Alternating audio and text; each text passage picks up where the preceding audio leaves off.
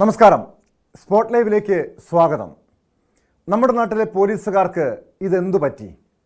പൊതുവെ മനക്കരുത്തുള്ളവരെന്ന് കരുതിയ പോലീസുകാർ പോലും മനോവിഷമത്തിൽ ജീവനൊടുക്കുന്ന സംഭവങ്ങൾ വർദ്ധിക്കുന്നു. തിരുവനന്തപുരം പാങ്ങോട് പോലീസ് സ്റ്റേഷനിലെ സിവിൽ പോലീസ് ഓഫീസറാണ് ഒടുവിൽ ആത്മഹത്യ ചെയ്തത്. കൊല്ലം ചടയമംഗലം സ്വദേശി ബിനുവിനെ വീട്ടിൽ തൂങ്ങി മരിച്ച നിലയിൽ കണ്ടെത്തുകയായിരുന്നു. വി വിനോദ് ചേരുന്നുണ്ട് തിരുവനന്തപുരത്ത് നിന്ന്. വിനോദ്, ഈ വിഷയം നമ്മൾ ഇതിനു മുൻപ് പലപ്പോഴായി സ്പോട്ട് ലൈവ് അടക്കം ചർച്ച ചെയ്തിട്ടുള്ളതാണ്. കഴിഞ്ഞ 5 വർഷത്തെ പോലീസുകാരുടെ ആത്മഹത്യയുമായി ബന്ധപ്പെട്ട കണക്കുകളടക്കം ഈ സമീപ ദിവസങ്ങളിൽ പുറത്തു വന്നതാണ്. 75-ലധികം പോലീസുകാരാണ് കഴിഞ്ഞ 5 വർഷത്തിനിടെ കേരളത്തിൽ മാത്രം ജീവനൊടുക്കിയത്. കഴിഞ്ഞ ആഴ്ചയും ഒരു പോലീസുകാരൻ തൂങ്ങി മരിച്ചൊരു സംഭവം തിരുവനന്തപുരത്ത് നിന്ന് തന്നെ വിനോദ് തന്നെ റിപ്പോർട്ട് ചെയ്തതാണ്. പക്ഷെ അവിടെയൊക്കെ പലപ്പോഴും ഈ ജോലി സമ്മർദ്ദവും മേലുദ്യോഗസ്ഥരുടെ മാനസിക പീഡനവും ഒക്കെ കാരണമായി പറയുന്നത്. ഈ ബിനു എന്ന സിവിൽ പോലീസ് ഓഫീസർ ആത്മഹത്യ ചെയ്യാനുള്ള കാരണം എന്താണ്?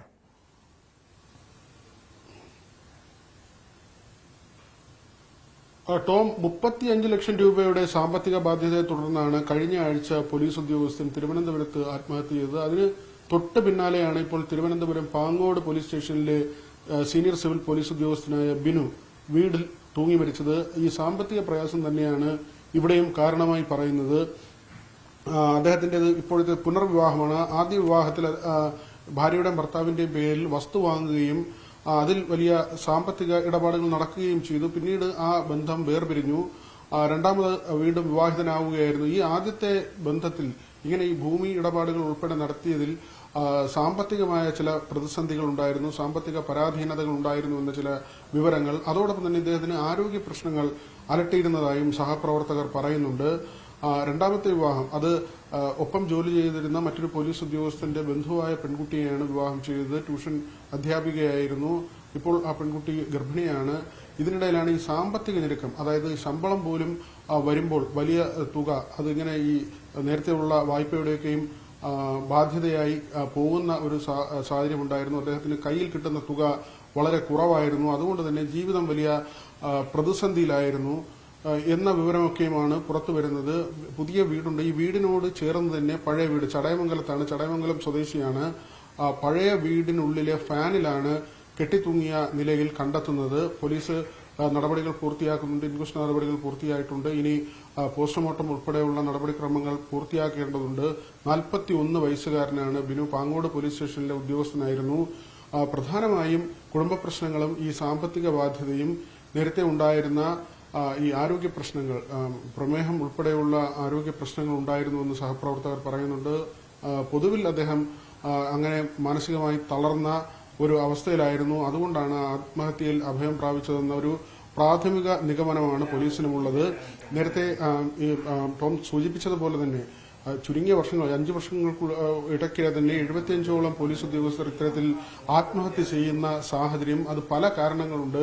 ജോലിഭാരം ഉൾപ്പെടെ ഇങ്ങനെ ഈ സാമ്പത്തിക പ്രശ്നമോ അല്ലെങ്കിൽ മാനസിക സംഘർഷമോ ആരോഗ്യ പ്രശ്നമോ ഉണ്ടെങ്കിൽ അതിനെല്ലാം പരിഹാരം കാണുന്നതിന് വേണ്ടി DGPയുടെ ഭാഗത്തുനിന്ന്, അത് ഈ ഇപ്പോഴത്തെ DGP മാത്രമല്ല, ലോക്നാഥ് ബെഹ്റയുടെ സമയം മുതൽ തന്നെ കാര്യക്ഷമമായി തന്നെ ഈ യോഗ പരിശീലിക്കുന്നത് ഉൾപ്പെടെ ജീവിതശൈലി രോഗങ്ങൾ അത് ഒഴിവാക്കുന്നതിന് ചിട്ടയായ ജീവിത മാർഗങ്ങൾ അത് പോലീസുകാർ അവലംബിക്കുന്നത് സംബന്ധിച്ച് അവർക്ക് ക്ലാസുകൾ നൽകുകയും ആ രീതിയിലേക്ക് അവരുടെ ജീവിത സാഹചര്യം മാറ്റുന്നതിനും വേണ്ടിയുള്ള നിർദ്ദേശങ്ങൾ പല സമയത്തായി ഉയർന്നു വന്നിരുന്നു. പക്ഷേ ഈ ജീവിതശൈലി രോഗങ്ങൾ, ഇദ്ദേഹത്തിന്റെ കാര്യം, ബിനുവിന്റെ കാര്യം നമ്മൾ പരിശോധിക്കുമ്പോഴും രോഗം ഇവിടെ ഒരു ഘടകം തന്നെയാണ്. ഇങ്ങനെയുള്ള ബുദ്ധിമുട്ടുകൾ ജീവിതത്തിൽ വരുമ്പോൾ രോഗം കൂടി ഉണ്ടെങ്കിൽ ആള് ആകെ തീർച്ചയായും. കാരണം അത്തരം ഒരു സംഭവം ഈ പോലീസുകാർക്കിടയിൽ ആത്മഹത്യ പ്രവണത കൂടിയപ്പോഴാണ് വിനോദ് സൂചിപ്പിച്ചതുപോലെ യോഗ അടക്കമുള്ള കാര്യങ്ങൾ പരിശീലിക്കണം, വ്യായാമം കൃത്യമായി വേണം, അങ്ങനെയുള്ള ഈ പ്രത്യേക കൗൺസിലിംഗ് അടക്കം ഈ പോലീസുകാർക്ക് നൽകാനുള്ള തീരുമാനമൊക്കെ ഉണ്ടായത്. പക്ഷെ അതൊക്കെ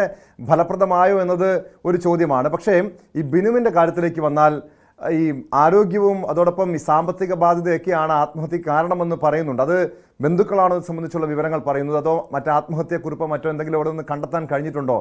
മറ്റെന്തെങ്കിലും ദുരൂഹത സംശയിക്കുന്നുണ്ടോ ഈ മരണത്തിൽ വിനോദ്? നമുക്കിപ്പോൾ ഈ പ്രദേശവാസികളായ ആളുകളിൽ നിന്നും പൊതുപ്രവർത്തകരിൽ നിന്നും അതോടൊപ്പം തന്നെ അദ്ദേഹത്തിന്റെ സഹപ്രവർത്തകരിൽ നിന്നും അടക്കമാണ് വിവരങ്ങൾ ഈ തരത്തിൽ ലഭിക്കുന്നത് ചില സാമ്പത്തിക ഇടപാടുകൾ, സാമ്പത്തിക പ്രശ്നങ്ങൾ അദ്ദേഹത്തിനെ അലട്ടിയിരുന്നു. അദ്ദേഹത്തിന്റെ ശമ്പളത്തിന്റെ വലിയൊരു ശതമാനം തന്നെ ഇത്തരത്തിൽ സാമ്പത്തിക ബാധ്യതകൾ ഒഴിവാക്കുന്നതിന് വേണ്ടി പോയിരുന്നു. ചെറിയ തുകയാണ് ജീവിത ചെലവുകൾക്കായി ലഭിച്ചിരുന്നത്. അതോടൊപ്പം തന്നെ കുടുംബപരമായ പ്രശ്നങ്ങൾ, നേരത്തെ തന്നെ നിലനിന്നിരുന്ന പ്രശ്നങ്ങൾ, അത് തുടർന്നുണ്ടായ സാമ്പത്തിക ബുദ്ധിമുട്ടുകൾ, ഇതെല്ലാം തന്നെ ഈ പോലീസ് ഉദ്യോഗസ്ഥനെ അലട്ടിയിരുന്നു. ഇതിനു പുറമെയാണ് പ്രമേഹം ഉൾപ്പെടെ രോഗവും ബാധിച്ചത്.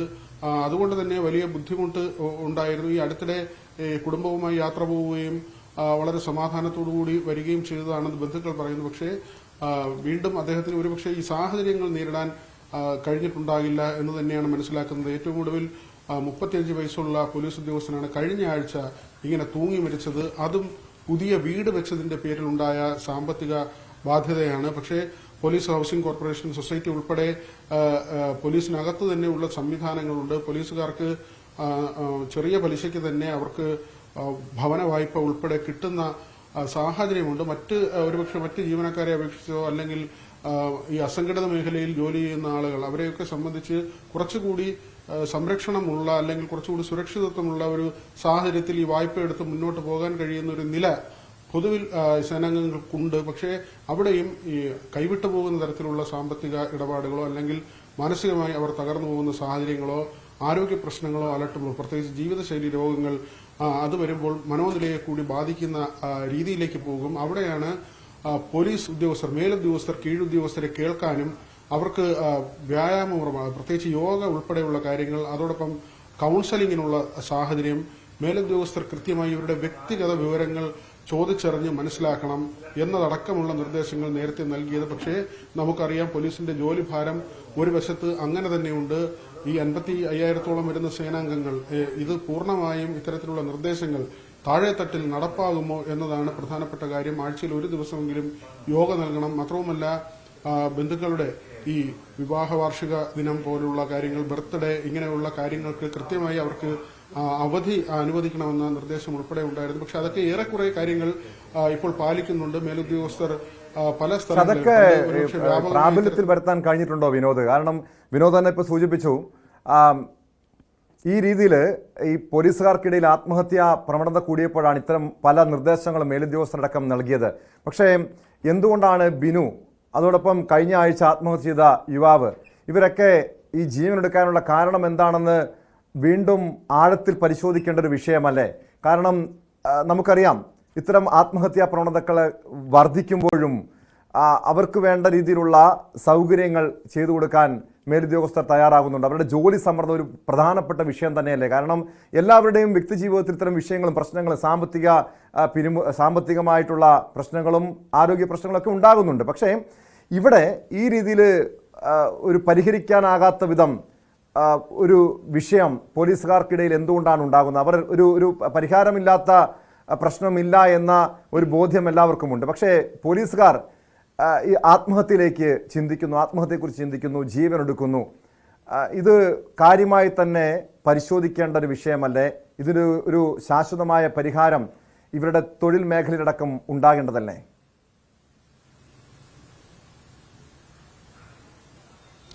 തീർച്ചയായും ടോം, ഒരുപക്ഷെ പോലീസിനെ സംബന്ധിച്ച് നമ്മൾ നോക്കിയാൽ പോലീസിനേക്കാൾ പ്രതിസന്ധി നേരിടുന്ന സർക്കാർ വിഭാഗങ്ങളോ കോർപ്പറേഷനുകളോ അല്ലെങ്കിൽ പലവിധ സ്ഥാപനങ്ങൾ, അങ്ങനെ പൊതുമേഖലാ സ്ഥാപനങ്ങൾ പലതും ഒരുപക്ഷെ ലാഭത്തിലായതോ അല്ലെങ്കിൽ പല കാലങ്ങൾ കൊണ്ട് ലാഭത്തിലാകാതെ ഇപ്പോഴും പ്രതിസന്ധിയിൽ പോകുന്നതോ അവിടെ ഇപ്പോഴും തുടരുന്നതോ ആയ ആളുകളുണ്ട്.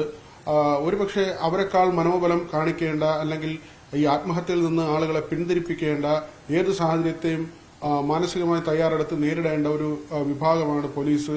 അവിടെയാണ് ഈ 75-ലധികം ആളുകളുടെ ആത്മഹത്യ എന്ന ഞെട്ടിക്കുന്ന കണക്ക് വരുന്നത്.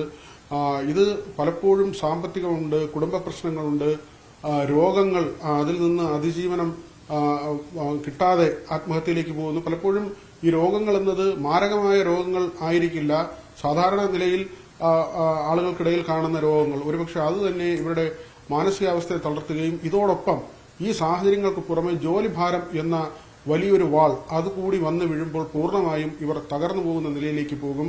അവിടെയാണ് ആത്മഹത്യയിൽ അഭയം പ്രാപിക്കുന്നത്. പലർക്കും രണ്ടാമതൊരു ഓപ്ഷൻ അല്ലെങ്കിൽ ഒരു സൊല്യൂഷൻ ഇല്ലാതെ ഇവർ ജീവിതത്തിൽ പതറിപ്പോവുകയും ആത്മഹത്യയിലേക്ക് പോവുകയും ചെയ്യുന്ന ഒരു സാഹചര്യം ഏറ്റവും ഒടുവിലാണ് നമ്മൾ ഈ പറഞ്ഞതുപോലെ 35 വയസ്സുള്ള പോലീസ് ഉദ്യോഗസ്ഥൻ വീട് വെച്ചതിന്റെ ആ ബാധ്യതയുടെ പേരിൽ ആത്മഹത്യ ചെയ്യുന്നത്. ഇപ്പോഴും ഈ ആത്മഹത്യയിലും ബിനുവിന്റെ ആത്മഹത്യയിലും നമുക്ക് പ്രാഥമികമായി മനസ്സിലാക്കാൻ കഴിയുന്നത് ഇതിൽ ഒന്നാമത്തെ കാര്യം സാമ്പത്തിക ബാധ്യത തന്നെയാണ്. ആദ്യ വിവാഹത്തിൽ ഈ ഭൂമിയുമായി ബന്ധപ്പെട്ട് ചില പ്രശ്നങ്ങൾ ഉണ്ടായിരുന്നു, അതിന്റെ ബാധ്യത ഉണ്ടായിരുന്നു എന്ന വിവരങ്ങളാണ് ഇപ്പോൾ പുറത്തു വരുന്നത്.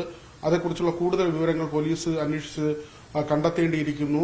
ഇതോടൊപ്പം പ്രമേഹവും ഉൾപ്പെടെ ആരോഗ്യ പ്രശ്നങ്ങൾ അലട്ടിയിരുന്നതായി സഹപ്രവർത്തകർ പറയുന്നുണ്ട്. ഇത്തരത്തിൽ പലവിധ കാര്യങ്ങൾ. മറ്റൊന്നാണ് ഈ ജീവിതശൈലിയുമായി ബന്ധപ്പെട്ട പ്രശ്നങ്ങൾ. ജീവിതശൈലി ചിട്ടയായ ജീവിതത്തിനപ്പുറത്തേക്ക് കാര്യങ്ങൾ പോയാൽ അവിടെയും മാനസികമായ പ്രയാസം ഉണ്ടാവുകയും ഒരുപക്ഷെ ഈ രോഗങ്ങളെയൊക്കെയും അതിജീവിക്കാൻ കഴിയാത്ത നിലയിലേക്ക് പോവുകയും ഏറ്റവും ഒടുവിൽ ആത്മഹത്യയിലേക്ക് പോവുകയും ചെയ്യുന്ന ഒരു നില. നേരത്തെ തന്നെ ഈ ജോലിഭാരം സംബന്ധിച്ച് വലിയ തോതിൽ, അതായത് 16-18 മണിക്കൂർ വരെ തുടർച്ചയായ ദിവസങ്ങളിൽ ജോലി ചെയ്യേണ്ട നിലയിലേക്ക് പോലീസ് ഉദ്യോഗസ്ഥർ പോയിരുന്നു. ബൂട്ട് കെട്ടാൻ, കാലിൽ പരിക്ക് ഉണ്ടായിട്ട് ബൂട്ടിടാൻ പോലും പറ്റാത്ത അവസ്ഥയിൽ ആളില്ലാത്തതിന്റെ പേരിൽ സ്റ്റേഷനിലെത്തുകയും ഡ്യൂട്ടി നിർവഹിക്കേണ്ടിയും ചെയ്തതിന്റെ ദൃശ്യങ്ങൾ തന്നെ നമ്മൾ കുറച്ച് ദിവസങ്ങൾക്ക് മുൻപ് തന്നെ പുറത്തുവിട്ടതാണ്, കുറച്ച് ആഴ്ചകൾക്ക് മുൻപ് പുറത്തുവിട്ടതാണ്. ആ നിലയ്ക്ക് പോലീസിലെ ജോലിഭാരം ഒരു വശത്തുണ്ട്, അത് വസ്തുതയാണ്. അത് ലഘൂകരിക്കുന്നതിന് വേണ്ടി DGPയുടെ അടക്കം ഭാഗത്തു നിന്ന് കൃത്യമായ നിർദ്ദേശങ്ങളും അതിന് ആവശ്യമായ നടപടികളും സ്വീകരിക്കുന്നു. കൌൺസിലിംഗ് ഉൾപ്പെടെയുള്ള കാര്യങ്ങളാണ്. എന്നാൽ ഇതെല്ലാം പൂർണ്ണമായും ഫലപ്രാപ്തിയിൽ എത്തുന്നുണ്ടോ എന്നത് സംബന്ധിച്ച ചോദ്യമാണ് അവശേഷിക്കുന്നത്. ഇപ്പോഴും ബ്രിട്ടീഷ് ഭരണകാലത്തെ പോലീസിംഗ് രീതിയും സംവിധാനവുമാണ് തുടരുന്നത്. എല്ലാ ഇടങ്ങളിലും കാലോചിതമായ മാറ്റം ഉണ്ടാകുമ്പോൾ, ഈ പരിഷ്കൃതമായ രീതിയിലേക്ക്, പുരോഗമനപരമായ രീതിയിലേക്ക് കാലം സഞ്ചരിക്കുമ്പോൾ വീണ്ടും നൂറ്റാണ്ടുകൾ അല്ലെങ്കിൽ പതിറ്റാണ്ടുകൾ പിന്നിലുള്ള സംവിധാനവുമായി ഒരു വിഭാഗം മുന്നോട്ട് പോകുന്നത് എത്രമാത്രം ഭൂഷണമാണ്, ഉടച്ചു വാർക്കപ്പെടേണ്ടതുണ്ട്. ഏറ്റവും ശാസ്ത്രീയമായും ആ തരത്തിൽ കൂടുതൽ എളുപ്പമുള്ള രീതിയിൽ പോലീസിന്റെ പ്രവർത്തനങ്ങൾ വരേണ്ടതുണ്ട്. കുറ്റകൃത്യങ്ങൾ തടയുക എന്നാൽ അതിന്റെ നടപടികൾ കൂടുതൽ ഈസിയസ്റ്റ് ആയിട്ടുള്ള രീതിയിലൂടെ, കൂടുതൽ ശാസ്ത്രീയമായ രീതിയിലൂടെ കാര്യങ്ങൾ തെളിയിക്കുകയും കണ്ടെത്തുകയും കുറ്റവാളികളെ നിയമത്തിന് മുന്നിൽ കൊണ്ടുവരികയും ചെയ്യുന്ന നിലയിലേക്ക് പോലീസിംഗ് മാറണം. അവിടെയാണ് പണ്ടത്തെ രീതിയിൽ ഒരു മഹസർ എഴുതുന്നതിൽ പോലും, വാക്കുകൾ പോലും, കോടതിയിൽ കൊടുക്കുന്ന റിപ്പോർട്ടിൽ എഴുതുന്ന വരികളിൽ പോലും എത്രയോ കാലം മുമ്പുള്ള ഭാഷാ ശൈലിയും പ്രയോഗവുമാണ് ഇപ്പോഴും പോലീസ് ഉപയോഗിക്കുന്നതെന്നത് ഏറ്റവും ഒരു ചെറിയ ഉദാഹരണം മാത്രമാണ്. ലളിതമായ ഭാഷയിൽ കാര്യങ്ങൾ എഴുതി കോടതിയിൽ കൊടുക്കുന്ന രീതി പോലും ഇപ്പോഴും സേനയിൽ ഉണ്ടായിട്ടില്ല എന്നതാണ് ഏറ്റവും ശ്രദ്ധേയമായി നമ്മൾ കാണേണ്ടത്. കേട്ടോ, യെസ്, ഏറെ ഗൗരവമുള്ള വിഷയമാണ് വിനോദ് സൂചിപ്പിച്ചത്. ഇപ്പോഴും പഴയ ശൈലി തുടരുന്ന പോലീസുകാർ അവരുടെ ജോലി ശൈലിയിലടക്കം, ജോലിയുടെ പ്രവർത്തന മേഖലയിലടക്കം ഒരു മാറ്റം വേണ്ടതല്ലേ? അതല്ലെങ്കിൽ വലിയ പിരിമുറുക്കത്തിൽ പല പോലീസുകാരും അവരുടെ ജീവിതം പോലും അവസാനിപ്പിക്കുന്ന കാഴ്ചകൾ വീണ്ടും നമുക്ക് കാണേണ്ടി വരും. ഇത് പോലീസ് ഉന്നതർ തന്നെ ചിന്തിക്കേണ്ട വിഷയമാണ്. ആഭ്യന്തര വകുപ്പ് തന്നെ ഈ വിഷയത്തിൽ ഒരു നടപടി സ്വീകരിക്കേണ്ടതാണ്. സ്പോട്ട് ലൈവിന് പോകുന്നത് വയനാട്ടേക്കാണ്. വയനാട് പടമലയിൽ ബേലൂർ മഖ്നയ്ക്ക് പിന്നാലെ കടുവയും. അജീഷിനെ കാട്ടാന കൊലപ്പെടുത്തിയ സ്ഥലത്തിനടുത്താണ് കടുവയെ കണ്ടത്. പള്ളിയിൽ പോയി വരികയായിരുന്ന വീട്ടമ്മയുടെ മുന്നിലേക്കാണ് കടുവ ചാടി വീണത്. കടുവയുടെ ദൃശ്യങ്ങൾ CCTVയിൽ പതിഞ്ഞു. കടുവയെ കണ്ട് വീട്ടമ്മ ഓടുന്നത് ദൃശ്യങ്ങളിൽ വ്യക്തമാണ്.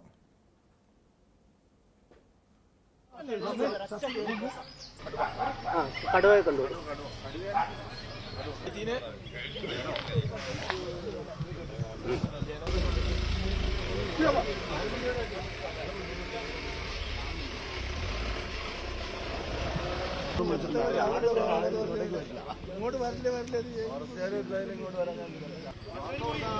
ഈ കടുവയെ കണ്ട ലിസി എന്ന വീട്ടമ്മ പറയുന്നത് ആനയാണെന്നാണ് ആദ്യം കരുതിയത്. കടുവ എത്തിയത് വലിയ അലർച്ചയോടെയാണെന്നാണ് ലിസി ന്യൂസ് 18നോട് വ്യക്തമാക്കിയത്.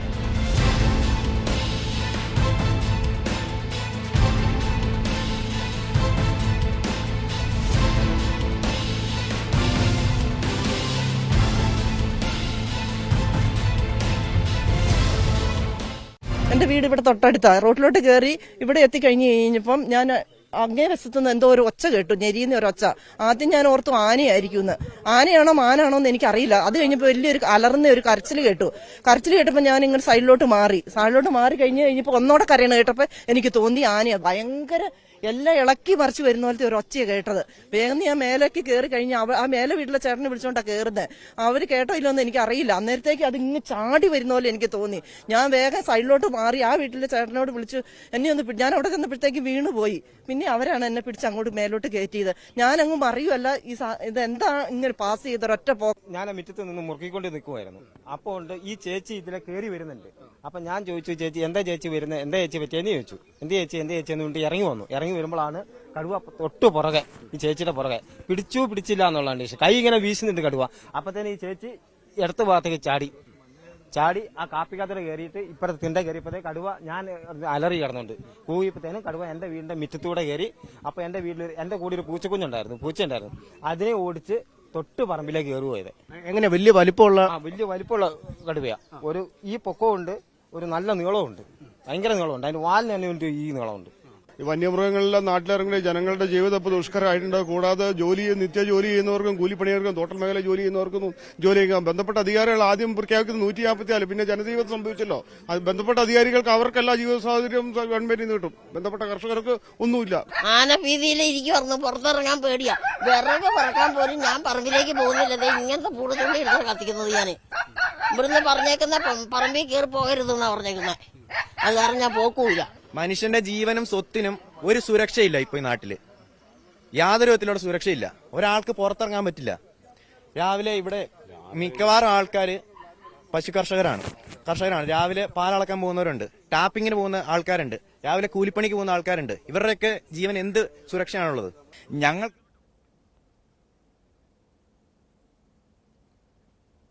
MS അനീഷ് കുമാർ ചേരുന്നു വയനാട്ടിൽ നിന്ന്.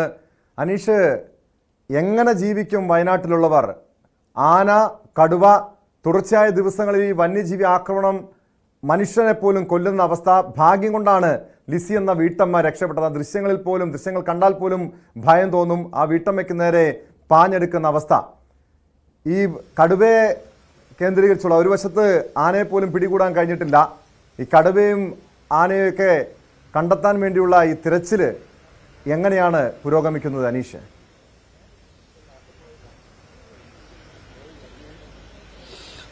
ടോം, അങ്ങേയറ്റം ഭീതിജനകമായ ഒരു സാഹചര്യത്തിൽ കൂടിയാണ് വയനാട് മാനന്തവാടിയിലെ ഈ നാട്ടുകാർ കഴിഞ്ഞ ഏതാനും ദിവസങ്ങളായി കഴിഞ്ഞു പോകുന്നത്. അവരുടെ സ്കൂളുകൾ തുറക്കുന്നില്ല. കൃഷിയിടങ്ങളിൽ അവർക്ക് ജോലി ചെയ്യാൻ പറ്റാത്ത ഒരു സാഹചര്യം. ഈ കുരുമുളകിന്റെയും കാപ്പിയുടെയും ഒക്കെ വിളവെടുപ്പ് നടക്കുന്ന കാലമാണ്. അത്തരത്തിൽ അങ്ങനെ വിളവെടുക്കാൻ പറമ്പിലേക്ക് ഇറങ്ങാൻ കഴിയാത്ത, കൃഷിയിടത്തിലേക്ക് ഇറങ്ങാൻ കഴിയാത്ത ഒരു സാഹചര്യമാണ്. നിരോധനാജ്ഞ പ്രഖ്യാപിച്ച സമയങ്ങളുണ്ടായിരുന്നു. ഒപ്പം ഈ കന്നുകാലി കർഷകർ ഒരുപാട് ഉള്ള സ്ഥലമാണ്. അവർക്ക് രാവിലെ കാട്ടിലിറങ്ങി ഒന്ന് പുല്ല് വെട്ടുന്നതിനോ അല്ലെങ്കിൽ കന്നുകാലികളെ മേയ്ക്കാനായി കൊണ്ടുപോകുന്നതിനോ പോലും നടക്കാത്തൊരു രീതിയിലേക്ക് കാര്യങ്ങൾ നീങ്ങിയിരിക്കുന്നു. കേരളത്തെ ആകെ ഞെട്ടിച്ചതായിരുന്നു അജീഷിന്റെ മരണം. ആ മരണം നടന്ന് ഏതാനും ദിവസങ്ങൾ കഴിയുമ്പോഴാണ്, ഒരാഴ്ച പോലും തികയുന്നതിന് മുമ്പാണ് അവിടെ നിന്നും കഷ്ടിച്ച് 300 മീറ്റർ മാത്രം മാറി ഇന്ന് ഈ കടുവയുടെ ശല്യം ഉണ്ടായിരിക്കുന്നത്.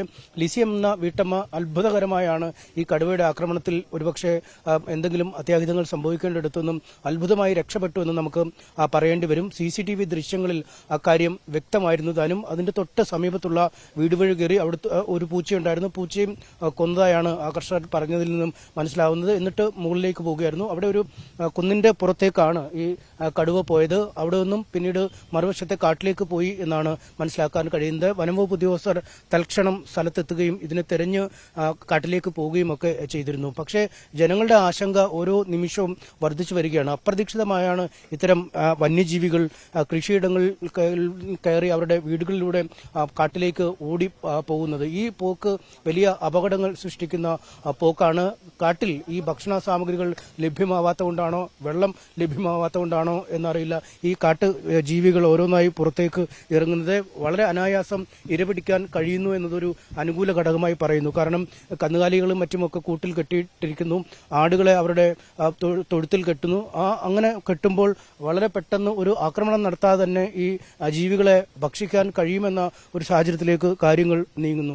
മറുവശത്ത് ജനജീവിതം അങ്ങേയറ്റം ദുസ്സഹമായി തുടരുന്ന സാഹചര്യം. ഇതിനിടയിലാണ് ഈ കഴിഞ്ഞ ദിവസം അജീഷിന്റെ മരണത്തിന് കാരണക്കാരനായ മൂഴയാനെ തിരഞ്ഞുള്ള ദൗത്യം ഇപ്പോൾ 4ാം ദിവസത്തിലും പുരോഗമിച്ചുകൊണ്ടിരിക്കുന്നത്. പക്ഷേ ഒരു തരത്തിലുമുള്ള പുരോഗമനം ഈ അന്വേഷണവുമായി ബന്ധപ്പെട്ട് ഉണ്ടായിട്ടില്ല എന്നാണ് നമുക്ക് മനസ്സിലാക്കാൻ കഴിയുന്നത്. കാരണം ആനയെ ട്രാക്കർ ഉപയോഗിച്ച് അതിന്റെ ലൊക്കേഷൻ കണ്ടെത്തുന്നു. തുടർന്ന് റാപ്പിഡ് റെസ്പോൺസ് ടീം അവിടേക്ക് പോകുന്നു. കുങ്കിയാനകളുടെയും മറ്റുമൊക്കെ സഹായത്തോടുകൂടി സ്ഥലത്തേക്ക് എത്തുന്നു. പക്ഷേ ഈ സംഘം ഈ സ്ഥലത്തേക്ക് എത്തുന്നതിന് തൊട്ടു മുമ്പ് ആന അവിടെ നിന്നും കുതിച്ചു പായുന്ന അല്ലെങ്കിൽ മറ്റിടത്തേക്ക് മാറുന്ന രീതിയാണ്. അതിന്റെ ദൃശ്യങ്ങൾ ഇന്നലെ വനംവകുപ്പ് പുറത്തുവിട്ടു. അതിൽ നമുക്ക് വ്യക്തമായി കാണാം ഈ കൊങ്ങിണിക്കാടുകൾക്കുള്ളിലേക്ക് ആന മറഞ്ഞു നിൽക്കുന്നത്. കൊങ്ങിണിക്കാടുകൾക്കുള്ളിൽ മറഞ്ഞാൽ പിന്നീട് വെടിവെക്കാൻ സാധിക്കില്ല, അല്ലെങ്കിൽ എന്തെങ്കിലും തരത്തിലുള്ള ഒരു നടപടിക്രമം അങ്ങേയറ്റം ബുദ്ധിമുട്ടായി മാറുന്ന ഒരു സാഹചര്യമുണ്ട്. ഇന്നലെ ദൃശ്യങ്ങൾ എടുക്കുമ്പോൾ മറ്റൊരു മൂഴയാനയുടെ സ്വാധീനം, അതിന്റെ സാന്നിധ്യം കൂടി ഈ ആനയ്ക്കൊപ്പം ഉണ്ടായിരുന്നു എന്നത് കൃത്യമായി മനസ്സിലാക്കാൻ കഴിയുന്നു. ഇത്തരത്തിൽ അങ്ങേയറ്റം ദുഷ്കരമായൊരു ദൗത്യമാണ്. നേരത്തെ ഈ കാപ്പിത്തോട്ടത്തിൽ ഒളിച്ചിരുന്ന ആനയെ 10 ദിവസത്തെ സമയമെടുത്താണ് കർണാടക സർക്കാരിന് പിടിക്കാൻ കഴിഞ്ഞതെന്ന് നമ്മുടെ വനംവകുപ്പ് ഉദ്യോഗസ്ഥർ പറയുന്നു. അതുകൊണ്ട് അങ്ങേയറ്റം കുറച്ചുകൂടി സങ്കീർണമായൊരു ദൗത്യമാണ്. കാരണം ഇത് കൊടുങ്കാടാണ്, വലിയ പാറക്കെട്ടുകളുണ്ട്, വലിയ മരങ്ങളുണ്ട്, ഈ ആൾപ്പൊക്കത്തേക്കാൾ വലിയ ആനപ്പൊക്കത്തേക്കാൾ വലിയ കൊങ്ങിണിക്കാടുകളുണ്ട്. ഇതിന്റെയൊക്കെ ഉള്ളിൽ നിന്നും പിടിച്ചെടുക്കുക അങ്ങേയറ്റം ദുഷ്കരമാണ്. പുലർച്ചെ 5:30 ആകുമ്പോൾ ഈ ദൗത്യസേനാംഗങ്ങൾ ഏതാണ്ട് 200ഓളം പേർ ഈ കാടുകളിലുണ്ട്. അവർ ഭക്ഷണവും വെള്ളവും ഒക്കെ പോലും ലഭിക്കാതെ അങ്ങേയറ്റം മോശമായ സാഹചര്യത്തിൽ കടുവയുടെയും പുലിയുടെയും മുന്നിലൊക്കെ ഈ ട്രാക്കർമാർ അകപ്പെട്ടു പോകുന്ന സാഹചര്യമുണ്ട്. എത്രത്തോളം വെല്ലുവിളി നിറഞ്ഞതാണ് ഈ വനംവകുപ്പിന്റെ ദൗത്യം? കാരണം നമുക്കറിയാം, ഒരു വശത്ത് കാട്ടാന, മറുവശത്ത് കടുവ, ഇത് രണ്ടിനെയും പിടികൂടേണ്ട ഒരു അവസ്ഥയിലേക്ക് കാര്യങ്ങൾ മാറുന്നു. പ്രധാനമായും ഇപ്പോൾ ഈ ആനയെ കേന്ദ്രീകരിച്ചാണോ വനവകുപ്പിന്റെ അന്വേഷണമുള്ളത്, അതോ തിരച്ചിലുള്ളത്, അതോ കടുവയിലേക്ക് കൂടി അന്വേഷണം നടത്തേണ്ട ഒരു സാഹചര്യം കൂടിയില്ലേ? കാരണം ഏത് സമയവും കടുവയും ആക്രമിക്കാമെന്നൊരവസ്ഥ, വലിയ ഭീതിയിൽ കഴിയുന്ന നാട്ടുകാരുടെ പ്രധാനപ്പെട്ട ആവശ്യം എന്താണിപ്പോൾ?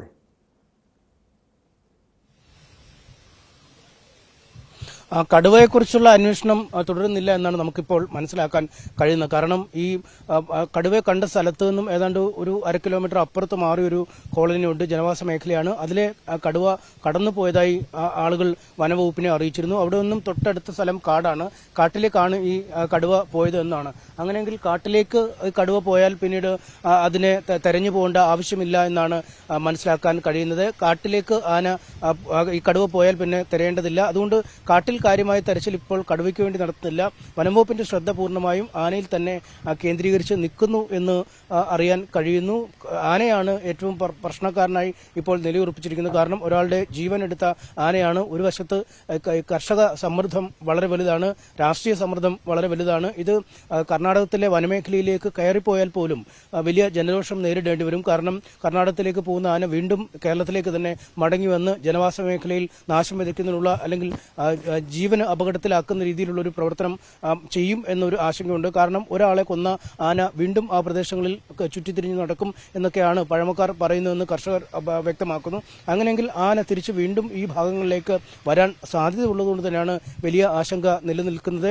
ഒരു വശത്ത് കടുവ, ഒരു വശത്ത് ആന, മറുവശത്ത് ജീവിത സന്ധാരണത്തിനായി ഒരു കാര്യങ്ങളും ചെയ്യാൻ കഴിയാത്ത അവസ്ഥ, കുട്ടികൾക്ക് ദിവസങ്ങളായി സ്കൂളിൽ പോകാൻ കഴിയാത്ത അവസ്ഥ, പാൽ അളക്കൽ പോലും നടക്കാത്ത അവസ്ഥ, ഈ പശുവിന് തീറ്റ തേടാൻ പോലും കഴിയാത്ത അവസ്ഥ. അങ്ങനെ ഏതാണ്ട് 100 കണക്കിന് ആളുകളുടെ 1-2 പഞ്ചായത്തുകൾ, പ്രത്യേകിച്ചും തിരുനെല്ലി പഞ്ചായത്തും മാനന്തവാടി നഗരസഭയുടെ ഒരു പ്രധാന ഗണ്യമായ ഭാഗവും കഴിഞ്ഞ ഏതാനും ദിവസങ്ങളായി പൂർണ്ണ സ്തംഭനത്തിലായി കിടക്കുന്നു. റിസോർട്ടുകളുണ്ട്, കുറുവാ ദ്വീപ് പോലുള്ള വിനോദസഞ്ചാര കേന്ദ്രങ്ങളുണ്ട്, ഇവയെല്ലാം അടഞ്ഞു കിടക്കുന്നു. അതുകൊണ്ട് തന്നെ ഇത്തരം കാര്യങ്ങളൊക്കെ ചെയ്യുന്ന വിനോദസഞ്ചാര മേഖലയിൽ പ്രവർത്തിക്കുന്നവർക്കൊക്കെ വലിയ തിരിച്ചടിയാണ് ഉണ്ടായിരിക്കുന്നത്. കേവലം റിസോർട്ടും അല്ലെങ്കിൽ അത്തരം ഹോട്ടലുകളും മാത്രമല്ല, ചെറുകിടമായി ഈ നെല്ലിക്ക വിറ്റും പൈനാപ്പിൾ വിറ്റും ഒക്കെ ഉപജീവനം കഴിക്കുന്ന നിരവധി ആളുകൾ ഇത്തരം വിനോദസഞ്ചാര കേന്ദ്രങ്ങളുടെ സമീപമുണ്ട്. അവർക്കൊക്കെയും അക്ഷരാർത്ഥത്തിൽ തിരിച്ചടിയായി മാറിയിരിക്കുകയാണ് ഈ ആനപ്പേടി അല്ലെങ്കിൽ ആനയുടെ ശല്യം. ടോം, സനീഷ് സൂചിപ്പിച്ചതുപോലെ സാധാരണക്കാരുടെയും കർഷകരുടെയും വ്യാപാരികളുടെയും അടക്കം ജീവിതം വഴിമുട്ടുന്ന അവസ്ഥ. അനീഷ്, ഇപ്പോൾ ഈ പടമയിൽ നാട്ടുകാർ പ്രതിഷേധവുമായി ഇന്ന് രംഗത്തെത്തിയിരുന്നു. വലിയ രീതിയിലുള്ളൊരു പ്രതിഷേധത്തിലേക്ക് ഇന്നലെ അവിടെ നാട്ടുകാരുടെ കർഷക സംഘടനകളുടെ ഹർത്താൽ ഉണ്ടാകുന്നു. വരും ദിവസങ്ങളിലും ഈ രീതിയിൽ ഈ ബേലൂർ മഖനെ പിടികൂടാൻ കഴിഞ്ഞില്ലെങ്കിൽ ഈ വന്യജീവി ആക്രമണം വീണ്ടും രൂക്ഷമാകുന്ന സാഹചര്യം വന്നാൽ നാട്ടുകാർ, കർഷകരടക്കം വീണ്ടും തെരുവിലിറങ്ങി പ്രതിഷേധിക്കുന്ന ഒരു സാഹചര്യത്തിലേക്ക് മാറുമോ കാര്യങ്ങൾ?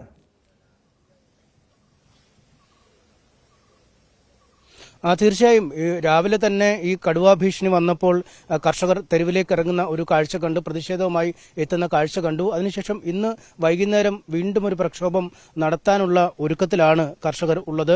അവർ പ്രതിഷേധിക്കുമെന്ന് നേരത്തെ തന്നെ അറിയിച്ചു കഴിഞ്ഞിരിക്കുന്നു. നിരവധി ആളുകൾ എല്ലാ ദിവസവും ഈ പ്രതിഷേധത്തിൽ പങ്കെടുക്കുന്നുമുണ്ട്. നേരത്തെ ഈ ദൗത്യ സംഘങ്ങൾ എന്നും കാട് വിട്ട് പുറത്തേക്ക് ഇറങ്ങുമ്പോൾ, ദൗത്യം അവസാനിപ്പിച്ച് ഇറങ്ങുമ്പോൾ തന്നെ പല ദിവസങ്ങളിലും ഈ ഒരു തടച്ചിൽ അല്ലെങ്കിൽ ഈ അവരുടെ രോഷം പ്രകടിപ്പിക്കുന്ന ഒരു സാഹചര്യം കഴിഞ്ഞ ഏതാനും ദിവസങ്ങളായി തന്നെ ഉണ്ട്. പക്ഷേ അതിനൊക്കെ അപ്പുറം ഒരു ദൗത്യം എങ്ങനെ മുന്നോട്ട് കൊണ്ടുപോകണം, അല്ലെങ്കിൽ ഏതു തരത്തിലുള്ള തെരച്ചിൽ ഇനി നടത്തണം, അല്ലെങ്കിൽ പുതിയ സങ്കേതങ്ങൾ ഏത് തരത്തിൽ ഉപയോഗിക്കണം എന്നതടക്കമുള്ള കാര്യങ്ങളെക്കുറിച്ചൊക്കെ ഗൗരവമായി വനംവകുപ്പ് ആലോചിക്കുന്നുണ്ട്. കാരണം നേരത്തെ പറഞ്ഞ പ്രതികൂല ഘടകങ്ങളുണ്ട് ആനയെ പിടിക്കാൻ അല്ലെങ്കിൽ ആനയെ മയക്കുവെടി വെക്കാൻ. അപ്പോൾ ആ തന്ത്രങ്ങൾ തന്നെ എല്ലാ ദിവസവും ചെയ്തുകൊണ്ടിരുന്നാൽ എന്ന് ആനയെ പിടിക്കാൻ കഴിയും, അല്ലെങ്കിൽ ഏത് രീതിയിലാണ് ആനയിൽ നിന്നും നാട്ടുകാരെ രക്ഷിക്കേണ്ടത് എന്ന് വലിയ ഒരു ആശങ്ക ആളുകൾക്കുണ്ട്. നമ്മളിപ്പോൾ നിൽക്കുന്നത് ബാവലി എന്ന ചെറിയ ഒരു പട്ടണമാണ്. തമിഴ്നാട്, കർണാടകയുടെയും കേരളത്തിന്റെയും അതിർത്തി പങ്കിടുന്ന ഒരു സ്ഥലമാണ്. ഇവിടെയൊക്കെ വലിയ രീതിയിൽ വിനോദസഞ്ചാരികൾ എത്തുന്ന ഇടങ്ങളാണ്. നമുക്ക് ദൃശ്യങ്ങളിൽ തന്നെ കാണാം ഈ കട വിജനമായി കിടക്കുന്ന ഒരു കട. ആളുകൾ കാര്യമായി നഗരത്തിലേക്ക് അല്ലെങ്കിൽ ചെറുകിട പട്ടണങ്ങളിലേക്ക് ഇറങ്ങാൻ കഴിയാത്ത ഒരു സാഹചര്യത്തിൽ ആളുകൾ ബുദ്ധിമുട്ടുന്ന, ഒരു വശത്ത് ജോലിയില്ല, മറുവശത്ത് ആനപ്പേടി. ഇത്തരത്തിൽ നിൽക്കുന്ന നമുക്ക് ആ ചേട്ടനോട് തന്നെ ചോദിക്കാം, എങ്ങനെയുണ്ട്? കഴിഞ്ഞ കുറച്ച് ദിവസങ്ങളായി തന്നെ ഈ അവസ്ഥയായിരിക്കും അല്ലേ? ആളുകൾ വളരെ കുറച്ചാണ് എത്തിക്കൊണ്ടിരിക്കുന്നത്, വിനോദസഞ്ചാരികളും കുറഞ്ഞു എന്ന് തോന്നുന്നു അല്ലേ? വിനോദസഞ്ചാരികളുടെ വരവിൽ കുറച്ച് കുറവുണ്ട്.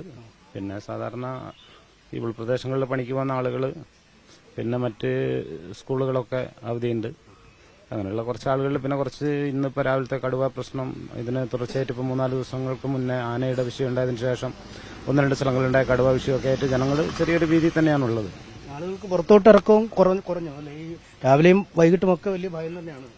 ഉണ്ട്, നല്ല ഭയമുണ്ട്. കച്ചവടമൊക്കെ കുറഞ്ഞു കാണുമല്ലോ ഇതിന്റെ കച്ചവടം നമ്മളെ അങ്ങനെ വലിയ രീതിയിൽ ബാധിച്ചിട്ടില്ല, എന്നാലും ശരിയാവും. വിനോദസഞ്ചാരികളുടെ എണ്ണം കുറഞ്ഞു. വിനോദസഞ്ചാരികൾ വരുന്നില്ല, തീരെ ഇല്ല. കുറുവാദ്വീപിലേക്കൊക്കെ പോകുന്ന ഒരുപാട് ആളുകൾ അവരെ കച്ചവടമാണ്, നമ്മൾ അവരെയാണ് ഡിപ്പെൻഡ് ചെയ്യുന്നത്. ശരി, അവരാണ് നമ്മുടെ പ്രധാന.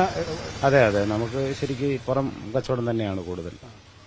അതാണ് ഈ പ്രാദേശികമായി നോക്കിയാൽ ഈ വിനോദസഞ്ചാര മേഖലയാണ് ഈ വയനാട്ടിന്റെ ഈ പ്രദേശങ്ങൾ. കുറുവാദ്വീപിലേക്ക് പോകുന്നവർ, ഒപ്പം ഈ മാനന്തവാടി, മൈസൂർ റൂട്ടിൽ യാത്ര ചെയ്യുന്നവരൊക്കെയാണ്. പക്ഷെ അവരൊക്കെ വളരെ കുറഞ്ഞിരിക്കുന്നു. നമുക്ക് വാഹന ഗതാഗതം തന്നെ നോക്കിയാൽ കാണാം, വാഹനങ്ങൾ വളരെ കുറച്ചാണ് ഈ ചെക്ക് പോസ്റ്റ് വഴി കടന്ന് പുറത്തേക്ക്. നമുക്കറിയാം, ഈ വ്യാപാരികളുടെ അവസ്ഥയെക്കുറിച്ച് പറഞ്ഞു. ഈ കുട്ടികളുടെ, വിദ്യാർത്ഥികളുടെ ഒരു കാര്യം എന്താണ്? അവിടുത്തെ സ്കൂളുകളൊക്കെ ഇപ്പോൾ പ്രവർത്തിക്കുന്നുണ്ട്, അതോ ഈ പ്രദേശത്തെ അടക്കമുള്ള സ്കൂളുകൾ പൂർണ്ണമായും അടച്ചിട്ടിരിക്കുന്ന അവസ്ഥയാണോ?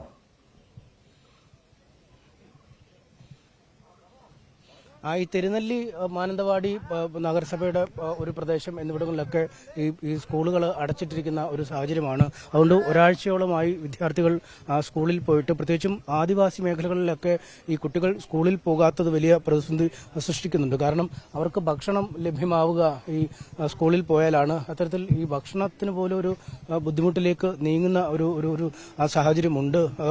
പഠനം നടക്കാതിരിക്കുമ്പോൾ ഒരു സമാന്തര ക്രമീകരണങ്ങളിലേക്കൊന്നും ഇതുവരെ അധികൃതർ കടന്നിട്ടുമില്ല. എന്തായാലും ഈ ആനയെ പിടിക്കാത്തിടത്തോളം കാലം എങ്ങനെ ആശങ്കയിൽ നിന്നും മറികടക്കും, അല്ലെങ്കിൽ എന്താണ് അതിനൊരു പോംവഴി എന്നതിനെക്കുറിച്ച് ഇപ്പോഴും ഗൗരവമായ ചിന്തകൾ തന്നെ നടക്കേണ്ടിയിരിക്കുന്നു. കാരണം ഇന്ന് രാവിലെയാണ് കടുവയുടെ ശല്യം വന്നത്. അപ്പോൾ അതുകൊണ്ട് ആനയുടെ ശല്യത്തിന്റെ, അല്ലെങ്കിൽ ആന നൽകിയ നടുക്കത്തിൽ നിന്നൊന്ന് മോചിതരായി വരുമ്പോൾ കടുവ എത്തുന്നു. അങ്ങനെ കടുവ എത്തുമ്പോൾ വീണ്ടും ആളുകൾക്ക് പുറത്തേക്ക് ഇറങ്ങാനുള്ള ഒരു മടി വരുന്നു. എങ്ങനെയുണ്ട് സാറേ? നമ്മൾ കർണാടക ബോർഡാണ്, നമ്മളുള്ളത് കർണാടകത്തിലാണ്. അതായത് ബാവലിനടുത്ത് വയറുപ്പുന്ന സ്ഥലമാണ്. ആനെന്ന് പറഞ്ഞാൽ നിങ്ങൾ കേരളത്തിൽ കാറ്റ് ഭയങ്കര പേടിയാണ് നമ്മുടെ കർണാടകത്തിലും. അതായത് ഈ ഇടയ്ക്ക് ഒരു കട വന്നിട്ട് മനുഷ്യന്മാരെ പിടിച്ച്, പിന്നെ ഇതേ ആന വന്നിട്ട് വീട്ടിൽ കയറി വീടങ്ങ് അടിച്ചു പൊട്ടിക്കുക, ജനങ്ങൾ അടിച്ച് കാലൊടിക്കുക, അങ്ങനെയൊക്കെ ഉണ്ട്. ഇതേ ആന എന്നാ നമ്മുടെ കർണാടകത്തിൽ പറയുള്ളൂ. അങ്ങനെ നമ്മുടെ കർണാടക ഫോറസ്റ്റുകാർ പറയുന്നുണ്ട് സാർ. ആനയെ പിടിക്കാതെ ഒരു രക്ഷയില്ല, പിടിച്ചേ തീരുള്ളൂ. പിടിച്ചാൽ നല്ലതാണ്, ഇല്ലെങ്കിൽ ഇത്ര ജനങ്ങൾ മരിക്കുകയും ചെയ്യും. ഈ മേഖല എന്ന് പറഞ്ഞാൽ ഈ ഭാഗം മൊത്തം ബാവലി ഭാഗം ഉണ്ടാവും. പിന്നെ കർണാടകത്തിൽ ബൈർക്ക് പറഞ്ഞ സ്ഥലം ഉണ്ടല്ലോ, അവിടെ ഇതേപോലെ തന്നെയാണ്. ഇന്നിപ്പോ ബാവലിയുടെ അടുത്തുണ്ടെന്നാണ് അവർക്ക് രാവിലെ വിവരം കിട്ടിയത്? അത് എവിടെ ഉണ്ടെന്ന് നമുക്ക് അറിയില്ല സാറേ. നമ്മൾ അങ്ങോട്ടൊക്കെ ഒന്ന് കേട്ടിട്ടുണ്ടല്ലോ.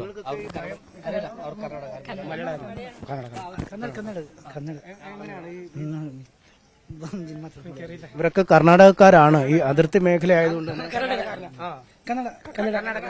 കർണാടകയാണ്. നമുക്ക് കന്നഡ അറിയാത്തതുകൊണ്ട് അവരോട് ചോദ്യം ചോദിക്കാൻ കഴിയാത്ത ഒരു സാഹചര്യമുണ്ട്. അതാണ് നമ്മളെ കേരളത്തിൽ തന്നെ ആന ഇവിടെ റെഡിയിലുണ്ട്, ബാവലിയിലുണ്ട്. ഇവിടെ തൊട്ടപ്പുറത്ത് ആനയുണ്ട്. ഇപ്പൊ നിലവിൽ നിൽക്കുകയാണ് ആന.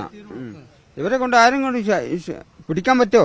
പിടിക്കാൻ പറ്റൂല. ആന വലിയ ഭീതിയിലാണ് വയനാട്ടിലെ നിവാസികൾ. ആന കാട്ടാന ഒരു വശത്ത്, മറുവശത്ത് കടുവ പേടി കൂടി വന്നിരിക്കുക. അതായത് കടുവ രാവിലെ ഒരു വീട്ടമ്മയ്ക്ക് നേരെ കുതിച്ചു പാഞ്ഞെത്തിയ ഒരു കടുവയും പിടികൂടേണ്ട ഒരു സാഹചര്യത്തിലേക്ക് വനംവകുപ്പ് മാറിയിരിക്കുന്നു. എന്തായാലും വയനാട്ടിലെ ജനങ്ങളുടെ അവസ്ഥ, ആ പ്രശ്നത്തിനൊരു പൂർണ്ണമായ പരിഹാരം കാണേണ്ടത്, അവർക്ക് ഒരു സംരക്ഷണം ഒരുക്കേണ്ട ഉത്തരവാദിത്തം, ചുമതല സർക്കാരിനാണ്. സർക്കാർ ഈ വിഷയത്തിൽ അടിയന്തരമായ നടപടി സ്വീകരിക്കേണ്ടതാണ്. സ്പോട്ട് ലൈവിലേക്ക് തിരികെ എത്താം ഇടവേള കഴിഞ്ഞ്.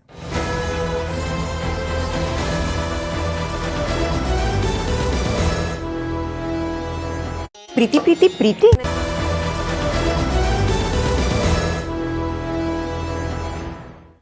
സ്പോട്ട് ലൈവ് തുടരുന്നു. കോഴിക്കോട് കായക്കൊടിയിലെ നെടുമണ്ണൂർ സ്കൂളിൽ നടത്തിയ ഗണപതി ഹോമമാണ് സ്പോട്ട് ലൈവിനെ പരിശോധിക്കുന്നത്.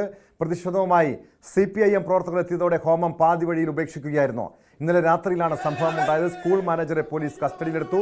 സംഭവം വിവാദമായതോടെ അടിയന്തര അന്വേഷണത്തിന് വിദ്യാഭ്യാസ മന്ത്രി ഉത്തരവിട്ടു. വിദ്യാഭ്യാസ ഡയറക്ടറോട് അടിയന്തര റിപ്പോർട്ട് സമർപ്പിക്കാൻ മന്ത്രി നിർദ്ദേശം നൽകിയിട്ടുണ്ട്.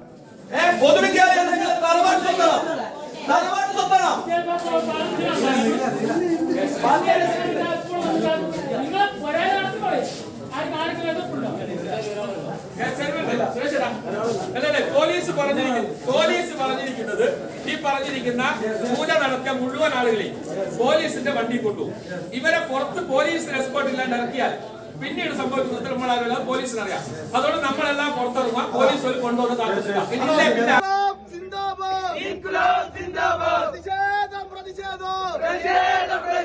വിദ്യാർത്ഥികളുടെ പ്രതിഷേധം, മാനേജ്മെന്റ് ഞങ്ങളുടെ കാതിൽ വന്നെന്നോ, അവശേഷിക്കില്ലൊറ്റെന്നോ.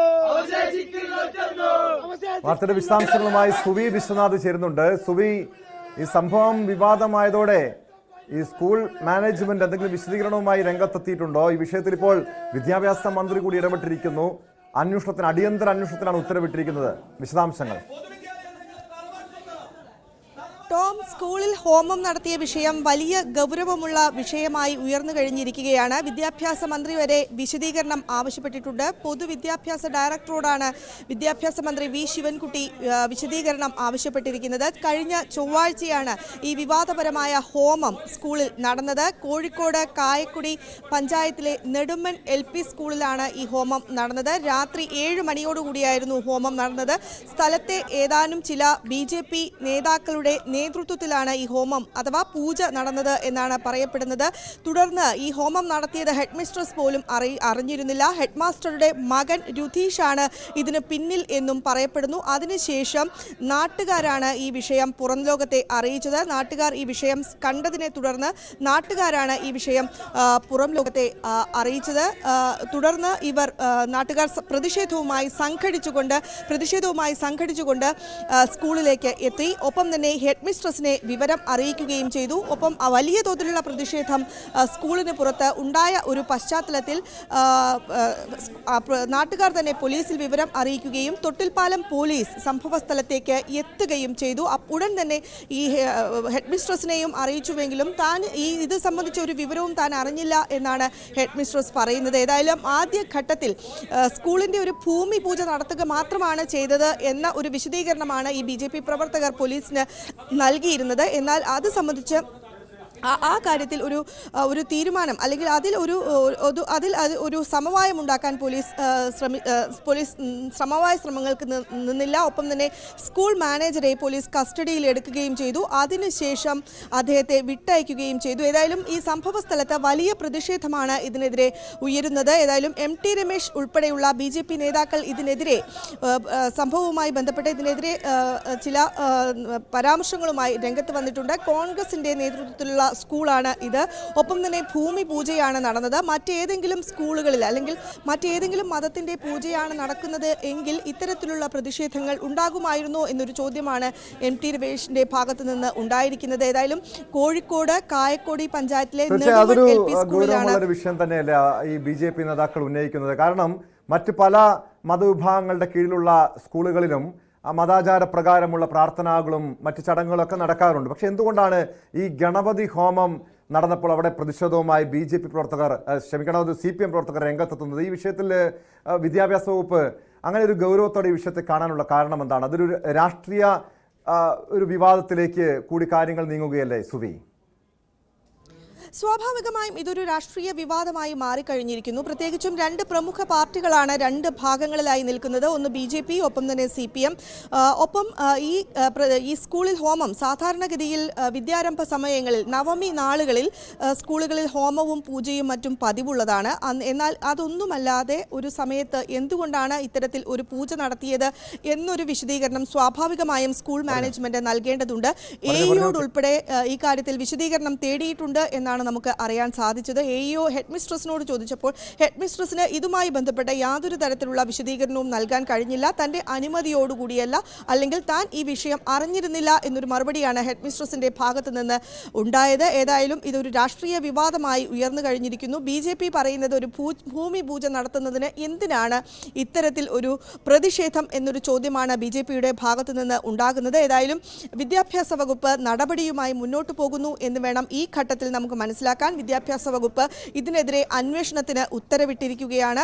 ഒപ്പം തന്നെ ഇതൊരു സ്വകാര്യ മാനേജ്മെന്റിന്റെ സ്കൂളാണ് എന്നാണ് പറയുന്നത്. അപ്പോൾ പോലും വിദ്യാഭ്യാസ വകുപ്പിന് കീഴിലാണ് സ്വകാര്യ മാനേജ്മെന്റ് സ്കൂൾ ആണെങ്കിൽ പോലും പ്രവർത്തിക്കുന്നത്. എന്തുകൊണ്ട് ഈ ഒരു പൂജ അനുമതി തേടുക പോലും ചെയ്യാതെ എന്തുകൊണ്ട് ഈ ഒരു പൂജ നടത്തി എന്നൊരു ചോദ്യമാണ് വിവിധ ഭാഗങ്ങളിൽ നിന്ന് ഉയരുന്നത്. ഒപ്പം തന്നെ ശിവൻകുട്ടി പൊതുവിദ്യാഭ്യാസ ഡയറക്ടറോട് ഈ വിഷയത്തിൽ വിശദമായ അന്വേഷണം നടത്താനും ഉത്തരവിട്ടിട്ടുണ്ട്. സ്വകാര്യ മാനേജ്മെന്റ് സ്കൂളുകളിൽ പോലും ഈ മതാചാര പ്രകാരമുള്ള ചടങ്ങുകൾ നടക്കാൻ പാടില്ല എന്നാണോ?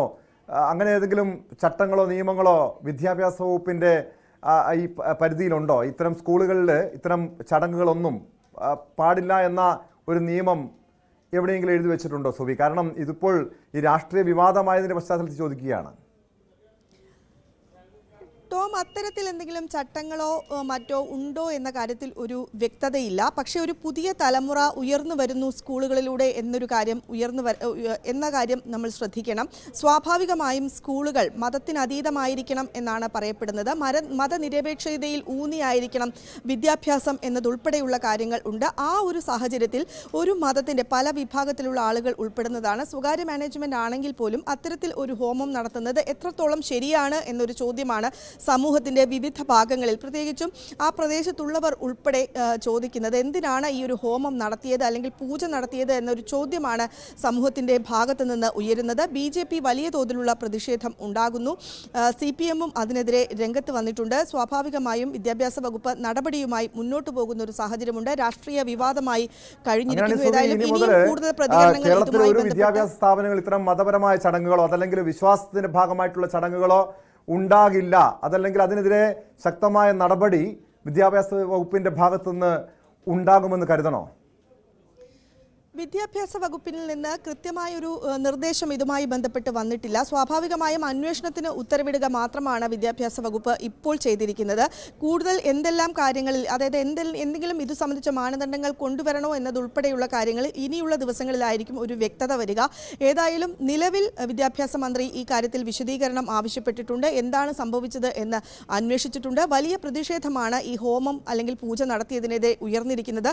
നമുക്കറിയാം, നവമി ഉൾപ്പെടെയുള്ള സമയങ്ങളിൽ വിദ്യാരംഭ സമയങ്ങളിൽ സ്കൂളുകളിൽ പൂജകളും മറ്റും പുസ്തകം പൂജയ്ക്ക് വെക്കുന്ന ചടങ്ങുകളും മറ്റും ഉണ്ടാകാറുണ്ട്. അതിൽ എല്ലാ വിഭാഗക്കാരായ കുട്ടികളും പങ്കെടുക്കുന്നതും നമ്മൾ ശ്രദ്ധയിൽപ്പെട്ടിട്ടുള്ളതാണ്. ആ ഒരു സാഹചര്യങ്ങളെല്ലാം തന്നെ നിലനിൽക്കുന്നുണ്ട്.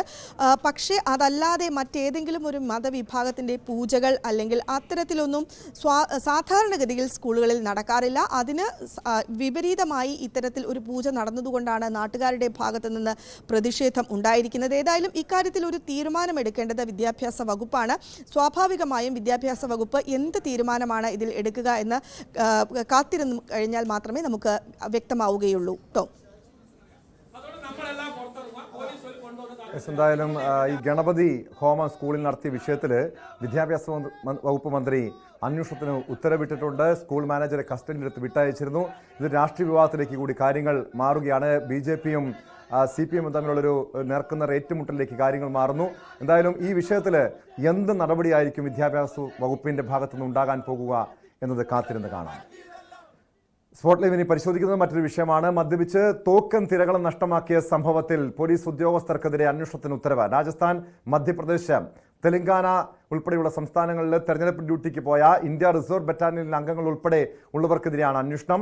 മധ്യപ്രദേശിൽ നിന്ന് രാജസ്ഥാനിലേക്കുള്ള യാത്രയ്ക്കിടെ പോലീസ് ഉദ്യോഗസ്ഥർ തമ്മിൽ മദ്യപിച്ച് ബഹളം വയ്ക്കുകയും പിന്നീട് ഒരു ഉദ്യോഗസ്ഥന്റെ തോക്കും തിരകളും അടങ്ങിയ ബാഗ് കാണാതാവുകയും ചെയ്തത് ആഭ്യന്തര വകുപ്പിന് വലിയ നാണക്കേടുണ്ടാക്കിയിരുന്നു.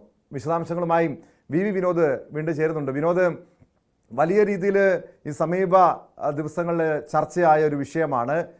പോലീസുകാർ തമ്മിൽ, അതും തെരഞ്ഞെടുപ്പ് ഡ്യൂട്ടിക്ക് പോയ ഒരു ഓൺ ഡ്യൂട്ടിയിലായിരുന്ന ഉദ്യോഗസ്ഥർ തമ്മിൽ മദ്യപിച്ച് ബഹളം വയ്ക്കുന്നു. അതിൻ്റെ പശ്ചാത്തലത്തിൽ തോക്കും തിരകളും കാണാതാകുന്നു. ഈ എത്രത്തോളം ഗൗരവത്തോടെ കാണേണ്ട ഒരു വിഷയം തന്നെയാണിത്. നമുക്കറിയാം ഈ വിഷയത്തിൽ ആഭ്യന്തര വകുപ്പ് നേരത്തെ അന്വേഷണത്തിന് ഉത്തരവിട്ടിരുന്നു. ഇപ്പോൾ ഏത് രീതിയിലുള്ള നടപടികളിലേക്കാണ് കാര്യങ്ങൾ പോകുന്നത്?